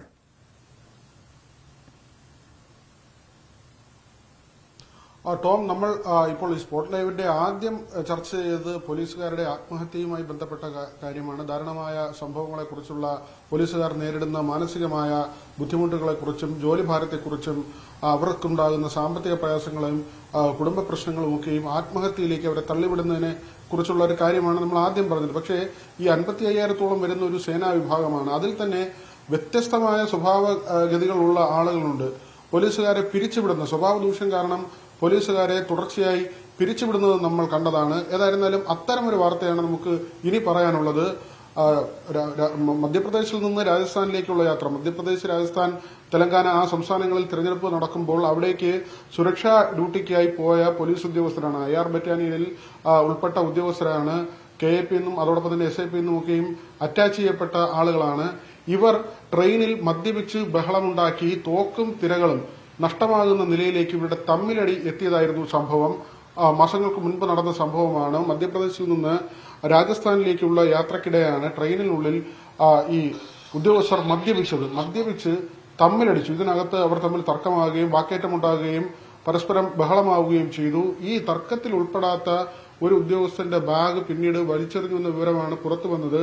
ട്രെയിൻ ഏതാണ്ട് 200 കിലോമീറ്ററിലധികം സഞ്ചരിച്ച ശേഷമാണ് 9 mm തോക്കും പിസ്റ്റളും അതോടൊപ്പം തന്നെ ഏതാണ്ട് 20 റൗണ്ടോളം തിരകളും ഇത് നഷ്ടമായ വിവരം അറിയുന്നത്. അതിനുശേഷം 10 അംഗ സംഘം, ഏതാണ്ട് 10 പേരടങ്ങുന്ന പോലീസ് സംഘം തിരികെ യാത്ര ചെയ്ത് ഇത് നഷ്ടപ്പെട്ടു എന്ന് കരുതുന്ന അല്ലെങ്കിൽ വലിച്ചെറിഞ്ഞു എന്ന് കരുതുന്ന സ്ഥലത്ത് വലിയ തോതിൽ പരിശോധന നടത്തി. അവർ അവിടെ തങ്ങി പരിശോധന നടത്തുന്ന സാഹചര്യം ഉണ്ടായിരുന്നു. പക്ഷേ ഇതുവരെ ആ തോക്കും തിരകളും പോലീസിന് തിരിച്ചു കിട്ടിയിട്ടില്ല.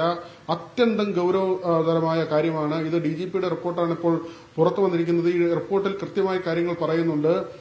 മദ്യപിച്ചിരുന്നു എന്നുള്ളത് തന്നെ ഈ റിപ്പോർട്ടിൽ പറയുന്നുണ്ട്. ആഭ്യന്തര വകുപ്പാണ് ഇപ്പോൾ സംയുക്തമായ വാച്യാന്വേഷണത്തിന് ഉത്തരവിട്ടിരിക്കുന്നത്. ഇതിൽ ഈ അന്വേഷണ പരിധിയിൽ വരുന്നത് KAP 3-ാം ബറ്റാലിയന്റെ കമാൻഡന്റ് ഉണ്ട്, SIPയുടെ ഡെപ്യൂട്ടി കമാൻഡന്റ് ഉണ്ട്. ഈ നിലയിൽ ഏതാണ്ട് 7ഓളം ഉദ്യോഗസ്ഥർ ഇതിൽ ഉൾപ്പെടുന്നുണ്ട്. ഈ തർക്കത്തിൽ ഏർപ്പെട്ട ഉദ്യോഗസ്ഥരുണ്ട്.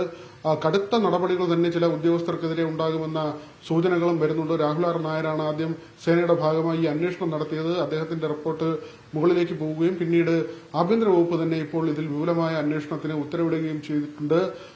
പോലീസ് സേന ഇതിനെ വളരെ ഗൌരവത്തോടു കൂടിയാണ് കാണുന്നത്. കാരണം ഔദ്യോഗിക കൃത്യനിർവഹണത്തിൽ ഉണ്ടായ വീഴ്ച, പെരുമാറ്റ ദൂഷ്യം, അച്ചടക്കരാഹിത്യം തുടങ്ങി നിരവധി കാര്യങ്ങൾ ഈ റിപ്പോർട്ട്. പോലീസ് ഉദ്യോഗസ്ഥരുടെ തെരഞ്ഞെടുപ്പ് ഡ്യൂട്ടിക്ക് പോയ പോലീസ് ഉദ്യോഗസ്ഥരുടെ തോക്കും തിരകളും നഷ്ടപ്പെട്ട സംഭവത്തിലാണ് ആഭ്യന്തര വകുപ്പ് അന്വേഷണത്തിന് ഉത്തരവിട്ടിരിക്കുന്നത്. സ്പോട്ട് ലൈവിലേക്ക് തിരികെ എത്താം ഇടവേളയ്ക്ക് ശേഷം.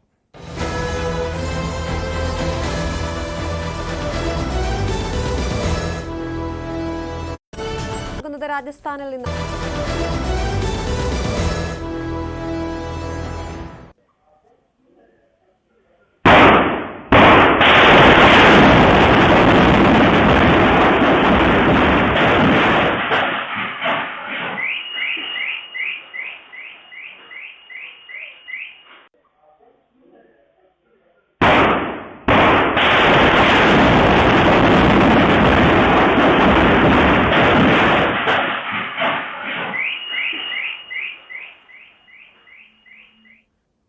തൃപ്പൂണിത്തുറയിൽ പടക്കശേഖരം പൊട്ടിത്തെറിച്ചുണ്ടായ സ്ഫോടനത്തിന്റെ നടുക്കുന്ന ദൃശ്യങ്ങളാണ് ഇപ്പോൾ കണ്ടത്.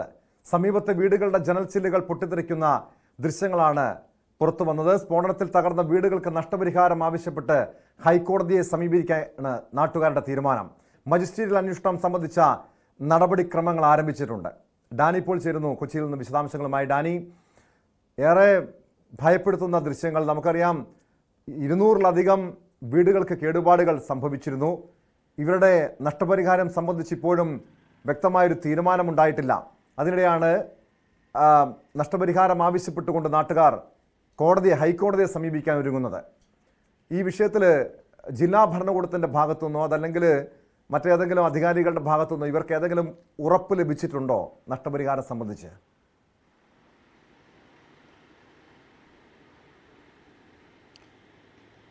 ടോം, ഇപ്പോൾ ഉണ്ടായിരിക്കുന്ന ഈ അപകടം അതിൽ വലിയ രീതിയിൽ നാശനഷ്ടങ്ങൾ ഉണ്ടായിരിക്കുന്നു. 292 വീടുകൾക്കാണ് ഇതിൽ കേടുപാടുകൾ സംഭവിച്ചിട്ടുള്ളത്. ആ 292-ൽ 8 വീടുകൾ പൂർണ്ണമായും നശിച്ചിട്ടുണ്ട്. അതോടൊപ്പം തന്നെയാണ് വാഹനങ്ങളുടെ കണക്കുകൾ. ഇത് വലിയ രീതിയിലുള്ളൊരു നാശനഷ്ടങ്ങൾ, ഒരു വലിയ പ്രദേശമാകെ തച്ചുടച്ച രീതിയിലാണ് ഈ വെടിമരുന്ന് ശേഖരം അതിൻ്റെ സ്ഫോടനമുണ്ടായത്.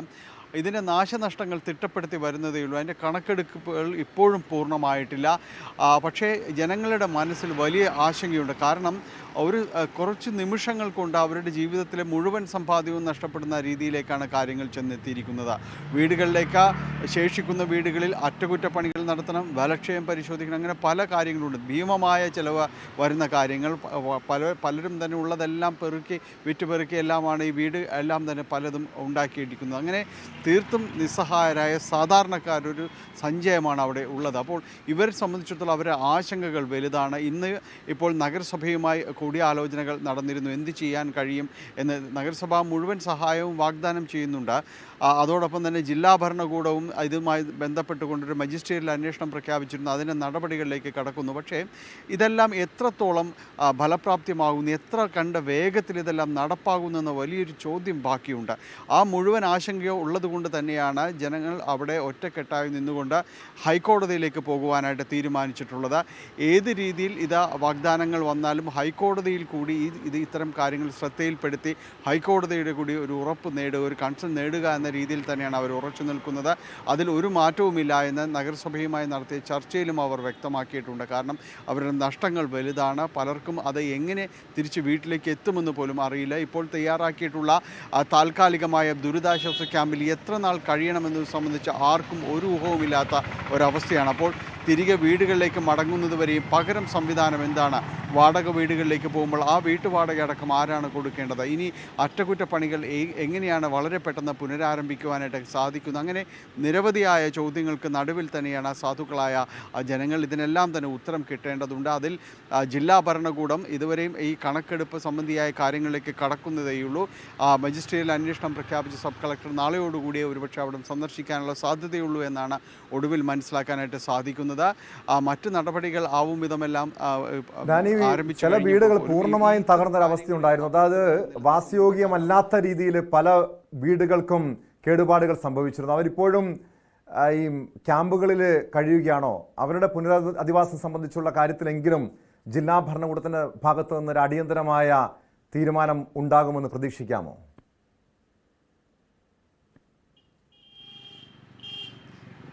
തീരുമാനം അടിയന്തരമായി ഉണ്ടാകേണ്ടതാണ്. കാരണം ഒരുപക്ഷെ ഇവിടം സന്ദർശിച്ച് മജിസ്ട്രിയൽ സംഘം ഇത് സ്ഥലം സന്ദർശിക്കുകയും ഇവരോട് സംസാരിക്കുകയും ചെയ്തതിൻ്റെ അടിസ്ഥാനത്തിൽ നാളെയോടുകൂടി അത്തരം കാര്യങ്ങളിലൊരു വ്യക്തത വരുമെന്നാണ് നമ്മൾ പ്രതീക്ഷിക്കുന്നത്. അതുവരെയും ഇവർ താൽക്കാലികമായ അവിടെ ഒരു കമ്മ്യൂണിറ്റി ഹാളിലാണ് താൽക്കാലിക സംവിധാനം ഒരുക്കിയിരിക്കുന്നത്. അവിടെ നിന്ന് അവരെ മാറ്റാനായിട്ട് സാധിക്കണം. കാരണം അവിടെ കഴിയുന്നവർ അതുമാത്രം പോരാ, കാരണം അവരുടെ മുഴുവൻ വസ്തുവകളും നഷ്ടപ്പെട്ടൊരവസ്ഥയാണ്. വീടാകെ തകർന്നിരിക്കുന്നു. അതിനകത്തുണ്ടായിരുന്ന വീട്ടുപകരണങ്ങളെല്ലാം തന്നെയും നഷ്ടമായിരിക്കുന്ന ഒരവസ്ഥയാണ്. അത്ര കണ്ട് അവർക്ക് ഈ നമ്മൾ പറയില്ല ഒന്നിൽ നിന്ന് തുടങ്ങേണ്ടി വരുമെന്ന് പറഞ്ഞതുപോലെ ആ രീതിയിലേക്ക് അവർ എത്തപ്പെട്ടിരിക്കുകയാണ്. അപ്പോൾ വലിയ രീതിയിലൊരു ഇടപെടൽ അതും അടിയന്തര സ്വഭാവത്തോടെ അവിടെ വേണ്ടി വരും. കാരണം അല്ലെങ്കിൽ വലിയ രീതിയിലുള്ള ഒരു പ്രത്യാഘാതങ്ങൾ അവിടെയുണ്ട്. കാരണം മാനസികമായിട്ട് തളർന്നിരിക്കുന്നവരാണ്. അവർക്ക് കൗൺസിലിംഗ് അടക്കമുള്ള കാര്യങ്ങൾ ഏർപ്പെടുത്തുകയാണ്. അതോടൊപ്പം തന്നെ ഈ കേൾവി സംബന്ധമായ കാര്യങ്ങൾ പലർക്കും തന്നെ അത്തരം പ്രശ്നങ്ങൾ ഉണ്ടായിട്ടുണ്ട്. അപ്പോൾ ഈ മെഡിക്കൽ എയ്ഡിനൊപ്പം തന്നെ ഇത്തരം കാര്യങ്ങൾ കൂടി ഇടപെട്ടുകൊണ്ട് പരിഹരിക്കേണ്ടതുണ്ട്. കാരണം മാനസികമായി അല്ലാതെ തളർന്നിരിക്കുന്നവരാണ്. വീട് എന്നതിന് അപ്പുറം വീടിനകത്തുണ്ടായിരുന്ന വസ്തുവകൾ കൂടി ഇല്ലാതായിരിക്കുന്ന ഒരവസ്ഥയാണ്. അപ്പോൾ ഇത്തരം കാര്യങ്ങളിൽ ജില്ലാ ഭരണകൂടത്തിൻ്റെ അടിയന്തര ഇടപെടൽ തന്നെ വേണ്ടി വരും. കാരണം പലർക്കും തന്നെ വീട്ടിനകത്തുള്ള സർട്ടിഫിക്കറ്റുകളടക്കം പലർക്കും തന്നെ നഷ്ടപ്പെട്ടിട്ടുണ്ടെന്ന് പറഞ്ഞപ്പോൾ ഇത്തരം കാര്യങ്ങളിലെല്ലാം തന്നെ വളരെ കൃത്യമായി ഇടപെടൽ വേണം. ഒരുപക്ഷെ നാളെയോടുകൂടി ഇതിനൊരു ഏകദേശം ഒരു രൂപമാകും. എന്താണ് അവിടെ നടപ്പാക്കാൻ പോകുന്നൊരു മാസ്റ്റർ പ്ലാൻ എന്നത് സംബന്ധിച്ച് ഏകദേശ രൂപമാകുമെന്നാണ് നമ്മൾ പ്രതീക്ഷിക്കുന്നത്. അത്തരം ഇടപെടലുകൾ ഉണ്ടാകേണ്ടിയിരിക്കുന്നു. അല്ലായെങ്കിൽ വീണ്ടും പലതവണ ഇതുപോലെ നമ്മൾ വരാപ്പുഴ അപകടങ്ങളെ പിന്നീട് പലതവണ പോയി റിപ്പോർട്ട് ചെയ്തതുപോലെ തൃപ്പൂണിത്തുറയിലേക്കും ഇത്തരം കാര്യങ്ങൾ മാധ്യമ ശ്രദ്ധ തുടർച്ചയായി തന്നെ വേണ്ടിവരും. അതോടൊപ്പം തന്നെയും അവിടെ ഈ ജില്ലാ ഭരണകൂടവും മറ്റ് സംവിധാനങ്ങളും തദ്ദേശ സ്ഥാപനങ്ങളും എല്ലാം തന്നെയും വളരെ പെട്ടെന്ന് തന്നെ ഇടപെടേണ്ട ഒരു സാഹചര്യമാണ് അവിടെയുള്ളത്. ടോം. വ്യക്തമാണ്. ഡാനി ഇപ്പോൾ സൂചിപ്പിക്കുന്ന പോലെ തന്നെ നമുക്കറിയാം ഈ സമീപ നാളുകളിലുണ്ടായ പല ഇത്തരം സ്ഫോടനങ്ങളും അവർക്ക് കൃത്യമായ നഷ്ടപരിഹാരം നാട്ടുകാർക്ക് ലഭിക്കുന്നില്ല എന്ന വലിയ ആക്ഷേപം ഉയരുന്നുണ്ട്. അതിനിടെയാണ് തൃപ്പൂണിത്തുറയിൽ 200-ലധികം, അതായത് 290ഓളം വീടുകൾക്കാണ് കേടുപാടുകൾ സംഭവിച്ചത്. ഇവരുടെ വിഷയത്തിൽ ഇവർക്ക് നഷ്ടപരിഹാരം നൽകുന്ന കാര്യത്തിൽ അടിയന്തരമായ നടപടിയാണ് സർക്കാരും ജില്ലാ ഭരണകൂടവും സ്വീകരിക്കേണ്ടത്. സ്പോട്ട് ലൈവ് പൂർണ്ണമാകുന്നു. നമസ്കാരം.